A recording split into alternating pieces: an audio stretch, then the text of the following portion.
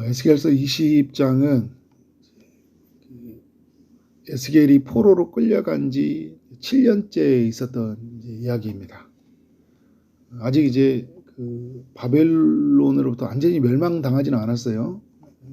멸망을 곧 앞두고 있는 상태입니다. 그렇지만 에스겔은 지금 포로로 이제 끌려가 있는 상태죠. 여러 장로들이 이제 찾아왔어요. 이스라엘에 있는 지도자들이 에스겔에 찾아와서 하나님의 뜻이 무엇인지를 이제 묻는 거죠. 그러니까 우리가 이제 고국으로 돌아갈 수 있는 것인가? 지금 이제 2차로 포로로 끌려온 사람들이잖아요. 우리 돌아가는 것 아닙니까? 언제 돌아갑니까? 이제 이런 이제 질문을 하는 거죠. 정말 우리는 바벨론에 멸망하는 겁니까?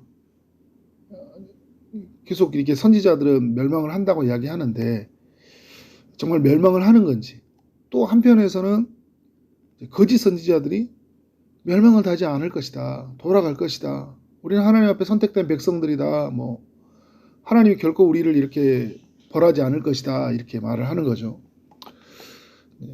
그래서 이제 하나님의 뜻이 무엇인지를 묻고 싶어서 선지자를 찾아온 거예요. 근데 하나님이 에스겔을 통해서 하시는 말씀이 뭡니까? 3절에 보니까 너희가 내게 물으려 왔느냐? 내가 나의 목숨을 걸고 나의 살아계심을 두고 말하는 거예요. 맹세하거니와 너희가 내게 묻기를 내가 용납하지 아니하리라. 하나님 한마디로 왜 이걸 물으러 왔냐는 거예요. 하나님께 물으러 가는 게 잘못된 건 아니죠. 근데 이제 이 의도를 너무 하나님 잘 알고 있는 거예요. 예수님에게 그 바리새인들 서기관들이 물으러 왔을 때 그들이 정말 하나님을 알고 싶어서 물으러 간 게 아니라 이제 예수님을 이제 뭔가 걸려 넘어지게 하려고 막 물으러 온 거잖아요. 이들에게는 하나님을 걸려 넘어지게 할 수는 없잖아요, 그죠? 내가 믿는 하나님을 부정하려고 하는 건 아닌 것 같은데, 이들이 가지고 있는 그 생각은 뭐냐면 이제 그 자신들이 가지고 있는 그 일들에 대해서 하나님이 아니다라는 말을 듣고 싶은 거예요. 내가 듣고 싶은 말이 있잖아요. 근데 자기들이 지금까지 하는 행동을 보면 마땅히 벌을 받아야 돼요. 그런데 하나님은 자비로우시기 때문에 긍휼이 많으셔서 그냥 이런 죄를 용서해 주지 않을까. 그리고 이 이스라엘 땅은 하나님 주신 땅이잖아요. 약속을 주신 땅이에요. 거기서 하나님이 번성하게 해주셨어요. 그렇다면 이 백성을 지켜주셔야 되는 거 아닙니까? 여러분 이런 거죠. 하나님이 나의 몸도 주시고 나의 가정도 주시고 나의 일터도 주셨어요. 하나님이 이걸 보호해 주셔야 되는 거 아닌가라는 거예요. 내가 혹 실수를 많이 했어요. 그래도 하나님은 나를 보호해 주지 않아야 되는가라는 거예요. 근데 하나님은 이 이스라엘을 통해 이스라엘에게 말씀해 주신 건 뭐냐면 내가 이러한 결정은요 그냥 오늘 한 번에 하나님이 분노해서 내려진 결정이 아니라 오래전부터 하나님의 그 참으신 가운데서 내리는 최후의 결정이었다라는 것을 말해주는 거예요. 근데 이 결정이 이루어졌는데도 불구하고 사람들이 받아들이지 않는 거예요. 하나님은 그렇게 해서는 안 된다는 거죠. 여러분 우리도 어떤 일이 생기면 내가 한 건 생각이 하나도 안 나요. 내가 당한 것만 생각나는 거예요. 내가 하나님 앞에서 믿음으로 살지 못하고 정말 하나님께 깨어있지 못하고 말씀을 따라서 내가 정직하게 살지 못하고 그런 거 기억을 하나도 안 나고 왜 하나님이 나한테 이런 일을 행했냐고 막 화가 나는 거예요. 계속. 그래서 하나님께 계속 와요. 그 답을 듣고 싶어요. 아니라고. 내가 너를 도와준다고. 이 이야기를 듣고 싶거든요. 근데 하나님은 뭘 요구하실 걸까요? 회개하라는 거예요. 철저하게 회개하라는 거예요. 네가 스스로 너를 더럽혔던 너의 그 죄들, 우상 숭배했던 죄들에 대해서 그 우상들을 깨트리고 철저하게 내 앞에서 나를 십자가 앞에 못 박고 주님의 은혜를 힘입어서 다시 살라는 하나님의 메시지 있잖아요. 그러니까 어떻게 돼요? 바벨론으로 가는 징계를 받아들여라. 그것이 너희의 사는 길이다. 그리고 어떻게 돼요? 하나님의 은혜를 입어서 새로워짐을 입기를 바라시는 거예요. 이게 하나님의 계획인데 이게 하나님의 플랜이거든요. 안 받아들인 거예요. 그러니까 내가 아까도 제가 말씀드렸던 것처럼 내가 한 건 생각이 하나도 안 나요. 하나님이 나를 그렇게 행한 나를 고치고자 하는 방법은 내 마음의 의중에도 없어요. 아니, 내 마음의 생각에도 없어요. 오로지 그냥 이 고통에서 벗어나는 거예요. 나는 이런 어려움을 당해서는 안 된다라는 거예요. 하나님이 이제 오늘 길이 참으셨던 이야기들을 광야에서 있었던 이야기들, 그리고 그러니까 애굽에서 있었던 이야기, 광야에서 있었던 이야기, 이제 가나안 땅에 들어와서 너희 조상들이 했던 행동, 그리고 너희가 했던 행동들이 무엇인지를 하나님 알려주세요. 오늘 20장의 긴 말씀을 통해서 알려주세요. 그러니까 3절에 보면 인자야 그들을 심판하느냐 내가 그들을 심판하느냐 너는 그들에게 그들의 조상들의 가증한 일을 알게 해라 이야기해요. 그러니까 지금 이 이스라엘의 조상들이 얼마나 가증한 행동을 많이 했는지, 그래서 그 이스라엘이 애굽에 있었을 때부터 그 이야기를 해주고 있는 거예요. 5절에부터 이렇게 말씀이 쭉 이어져 가잖아요. 그래서 5절 6절에서 하나님이 그 애굽에 있었을 때 그들을 젖과 꿀이 흐르는 땅으로 인도하겠다 약속의 말씀을 주셨거든요. 근데 이 약속의 말씀을 주셨는데도 불구하고 그들이 어떤 행동을 하고 살아가냐면 반역했다라고 이야기하고 있어요. 8절에서. 하나님은 스스로 더럽히지 말라. 가증한 것을 버려라. 그러니까 애굽의 우상들로 말미암아 스스로 더럽히지 말라. 애굽은 거의 우상의 나라거든요. 그걸 의지하지 말라라고 하나님이 말씀을 하셨는데도 불구하고 이스라엘 백성들이 어떻게 합니까? 하나님 말씀을 듣지 않아요. 반역했다. 내 말을 듣지 아니하였다. 그러니까 여러분 이 모세 이야기를 들어왔을 때 막 사람들이 듣지 않잖아요. 우리를 왜 그 고통 아래 있게 하냐고, 그죠? 그랬던 이스라엘 백성들이에요. 그러니까 이스라엘은 끊임없이 뭘 찾고 있는 거예요? 하나님이 아닌 다른 신을 찾고 있다. 하나님의 말을 듣지 아니하고 세상의 말에 귀를 기울이고 살아간다. 바로의 말 한마디에 꼼짝하지 못하고 살아가고, 바로가 숭배하는 이 애굽의 신들을 어떻게 하고 있어요? 거기에 붙들려 살고 있는 거예요. 근데 하나님이요 그들에게 그 하나님 은혜를 베푸셔요. 그래서 베푸셔서 하나님이 어떻게 합니까? 그들을 가나안 광야로 이르게 하시거든요. 가나안 땅으로 바로 이르게 하지 않고 광야로 그들을 인도해 가시죠. 그래서 광야에서 주님이 하셨던 건 뭐냐면 10절에 광야에 이르게 했다 이야기하잖아요. 그죠? 광야에 이르게 해서 그때 하나님이 시내산에서 하나님과 언약을 맺고 나서 후에 하나님이 율례와 규례, 그러니까 율법을 주신 거잖아요. 그래서 율법을 주시면서 어떻게 했냐면 내가 너희의 하나님이야 라는 걸 알게 해주신 거예요. 그리고 이제 안식일을 주어서 그날을 기념해서 어떻게 하는 거예요? 너희는 나를 예배하고 모든 것은 창조의 법칙을 따라서, 모든 것은 어떻게 된 거예요? 말씀을 따라서. 그러니까 안식일이라는 것은 뭐예요? 창조의 원리를 따라 살아간다는 거예요. 율례와 율법을 주신 건 뭐예요? 모든 것은 말씀을 따라 살아가야 된다라는 걸 알려준 거죠. 그래야지 너희가 사는 길이야. 너희가 사는 길이야. 내가 정한 법칙, 내가 정한 이 하나님의 이 법을 지키라라고 이야기하고 있어요. 근데 여러분 하나님이 이렇게 하셨던 14절에 이렇게 했던 건 뭐냐면 내 이름을 더럽히지 아니하게 하려 합니다. 그래서 이제 하나님은 젖과 꿀이 흐르는 땅으로 이제 인도하기를 바랬어요. 그리고 이제 중요한 건 뭐냐면 하나님이 이 광야에서 이스라엘과 함께 하셨고 이스라엘을 보호하고 싶었어요. 그래서 17절에 보면 광야에서 멸하기를 아주 없이 하지 아니하였노라 이제 이런 말을 썼던 건 뭐냐면 하나님이 광야에서 그들을 보호하시길 원하셨거든요. 그런데 여러분 16절에 보면 어떻게 해요?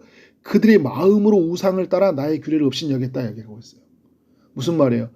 하나님의 은혜로 광야에 나왔는데 광야에 나와서도 뭐라고 있어요? 하나님을 없이하고 있는 거예요. 그 대표적인 사건이 시내산 아래에서 우상 숭배하는 사건이죠.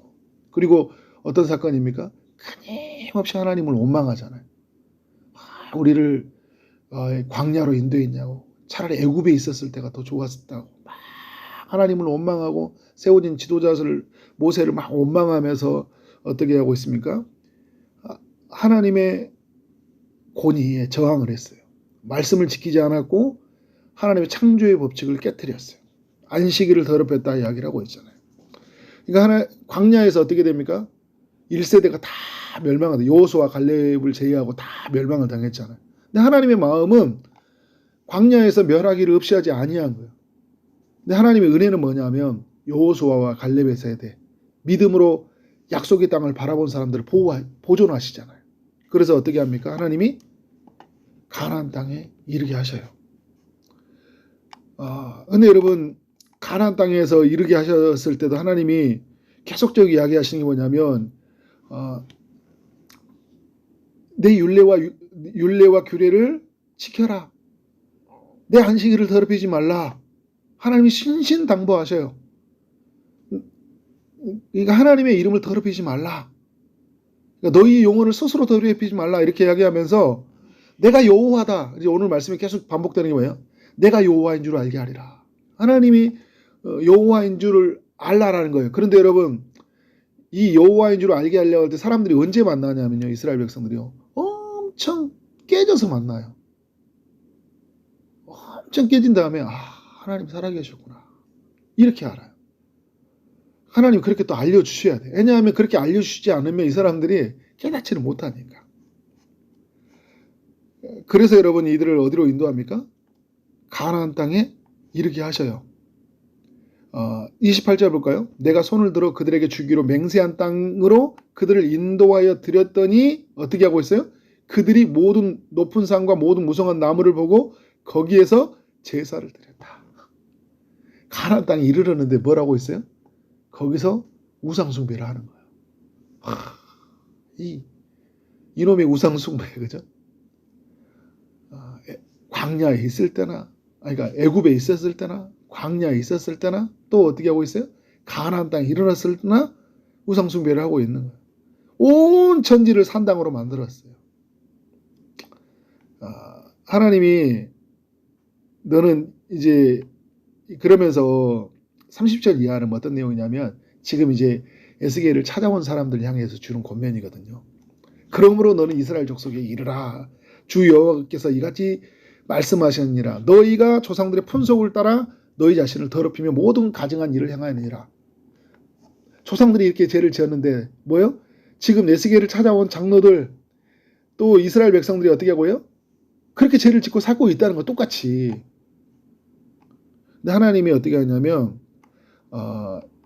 이 33절 이하에서 그러니까 32절에서 뭐라냐면 너희 마음에 품은 것은 결코 이루지 못하리라. 그러니까 우상을 숭배하면서 그들이 얻고 싶었던 바알을 숭배하면서 많은 자손을 얻고 싶었고 풍요를 얻고 싶었고 전쟁으로 또 피해지고 싶었거든요. 결코 이루어지지 않을 것이라고 이야기해요. 그래서 하나님이 뭐냐면 33절에서 내가 나의 삶을 두고 맹세하느니 내가 능한 손과 편팔로 분노를 쏟아 너희를 반드시 다스릴지라. 하나님이 심판을 선언하신 거예요. 그리고 너희를 하나님이 그래서 이스라엘에게 심판을 하심으로 말미암아 이제 일어난 일이 뭐예요? 이제 바벨론으로 포로로 끌려가는 일이죠. 첫 번째 끌려가고 두 번째 끌려가고 이제 세 번째 끌려가기를 앞두고 있는 거예요. 근데 여러분 이렇게 세 차례 끌려갔다는 건 뭘까요? 하나님이 계속적으로 이스라엘로 하여금요 돌이킬 수 있는 기회를 주신 거예요. 근데 오늘 이스라엘 백성들이 해야 될 건 뭐냐면 철저하게 꼬꾸라뜨려서 하나님 저희가 죄를 저질렀습니다. 저희가 하나님을 떠났습니다. 저희가 말씀을 지키지 않았습니다. 저희가 창조의 법칙을 따라 하나님 살지 못했습니다. 주님 저희를 용서하여 주옵소서. 이렇게 하나님 앞에 자복하고 회개하는 게 필요한 거예요. 그냥 하나님 앞에 찾아와가지고 하나님 왜 우리가 이런 고난을 당해야 됩니까? 나는 왜 이렇게 내가 하나님 앞에서 이렇게 고난을 당해야 됩니까? 그러려고 가나안 땅에 들고 오셨습니까? 막 이런 기도가 아니라 여러분 어떤 기도요? 철저하게 꼬꾸라뜨려지는 회개가 필요한 거예요. 제가 그런 표현을 가끔 하잖아요, 여러분. 하나님 앞에 위로받을 사람이 있어요. 근데 여러분 철저하게 회개를 이루어야 될 사람이 있어요. 근데 우리는 뭔 줄 아세요? 늘 위로를 받고 싶어요. 위로 받고 싶은 게 나쁜 건 아니거든요. 근데 내가 저애로 말미암아 철저하게 죄로 인해 엄청 무너졌으면 철저하게 그 죄에 돌이키는 일이 있어야 되잖아요. 근데 하나님이 하나님의 사람이라면 알아요. 말씀이 계속적으로 우리에게 비칩니다. 거울처럼. 말씀은 거울이기 때문에. 성령이 우리로 하여금 계속 우리로 하여금 우리의 죄를 드러내요. 성령은 우리에 대해서 의에 대해서 심판에 대해서 다 주님이 어떻게 해요? 다 드러내시거든요. 성령께서 하시는 일은. 그냥 알아요. 그러면 어떻게 돼요? 위로를 받는 게 아니라 괜찮다라는 말을 듣는 게 아니라 뭐요? 아니다라는 말을 듣고 내가 하나님 앞에 엎드려야죠. 주님, 저를 용서하여 주옵소서. 저를 용서하여 주옵소서. 그죠? 그래서 하나님이 주시는 이 내게 찾아오는 여러 삶의 문제를 두고 그것에 원망하는 것이 아니라 겸허히 받아들이면서 어떻게 된 거예요? 내가 하나님 앞에 철저하게 내 자신을 돌이키고 이렇게 세우는 거예요. 그러니까 하나님이 오늘 여기서 말씀에 나오는 거냐면 이 바벨론의 포로, 이방 땅의 포로를 통해 하나님이 새롭게 하시겠다 이야기하시거든요. 이런 계획은 말씀을 하셔요. 근데 이런 거에 별로 관심이 없어요. 지금 내게 이런 고통이 일어나지 않아야 된다라는 여기밖에 없는 거예요. 그래서 이 고통에서 만약에 해결되는 길이 우상에게 있다면 나는 우상을 붙잡는 거예요. 하나님 이걸 알아요. 그래서 이걸 알기 위해서 어떻게 된 거예요? 바벨론으로 끌고 갈 수밖에 없는 하나님의 일하십니다. 오늘 우리 하나님의 사람들이 어떻게 살아야 되겠습니까? 이런 하나님의 일하심 앞에서 우리가 예수 그리스도의 그 은혜로 말미암아 그의 공로로 우리가 구원받은 사람들이잖아요. 그죠? 우리의 죄를 또 완전히 우리의 죄를 다 탕감받은 사람들이. 그러니까 주님이 가늠한 여에게 다시는 이런 죄를 짓지 말라고 하거든요. 근데 우리는 또다시 죄를 짓고 살아가요. 그때 우리의 삶 안에서 주님이 주신 은혜가 너무 큰지를 기억하고 그렇지만 오늘 우리가 죄에 눌려서 살아가는 이 모습 앞에서 어떻게 하나님 앞에 철저한 또 해결을 이루고 다시는 내가 다시 하나님 앞에서 그렇게 이전의 삶처럼 돌아가 살지 않겠다. 그렇게 고백하면서 그렇게 하나님 앞에 우리의 마음과 영이 새로워지는 삶이 되어지기를 주님의 이름으로 축원합니다. 기도하도록 하겠습니다. 하나님 아버지, 오늘 에스겔서 20장을 통해서 우리 가운데 말씀해 주시니 감사합니다. 주님, 우리의 일어나는 일들 때론 위로가 필요할 때 하나님께서 위로하여 주시고 또 때론 말씀과 성령을 통하여 우리의 죄가 드러날 때 철저한 해결을 이루며 나아갈 수 있도록 인도하여 주옵소서. 이 고통에서 빨리 벗어나는 것들만을 바라는 것이 아니라 이 고통이 일어나도록 하는 우리의 죄된 모습이 무엇인지를 알고 철저하게 그 죄에서 돌이키는 그런 참된 회개의 역사가 우리 모두에게 있도록 주님께서 함께하여 주옵소서. 주님께서 우리 사랑하는 믿음의 백성들을 하나님의 성령을 통하여 온전히 새롭게 하심을 입게 하실 줄 믿습니다. 주님 함께하여 주옵소서. 오늘도 주의 응답을 기다리는 이들이 있습니다. 아픔 중에 있는 이들에게 주님이 찾아가시되 특별히 육체의 아픔과 마음의 고통 안에 있는 이들에게 치유의 강선을 비춰 주옵소서. 죄로부터 있는 모든 죄책감을 그리스도의 보혈의 피로 깨끗하게 씻어 주실 줄 믿습니다. 취업을 준비하고 결혼을 준비하고 임신을 준비하는 모든 이들에게도 은혜를 베풀어 주시고 오늘 저녁에 있는 비전기도회 쪽에 하나님이 우리 교회를 향하신 뜻이 무엇인지를 온전히 알고 깨닫는 복된 시간이 되도록 역사하여 주옵소서. 오늘 하루의 삶에 크고도 놀라운 일을 행하여 주실 줄 믿고 예수 그리스도 이름으로 기도를 쌓옵나이다. 아멘.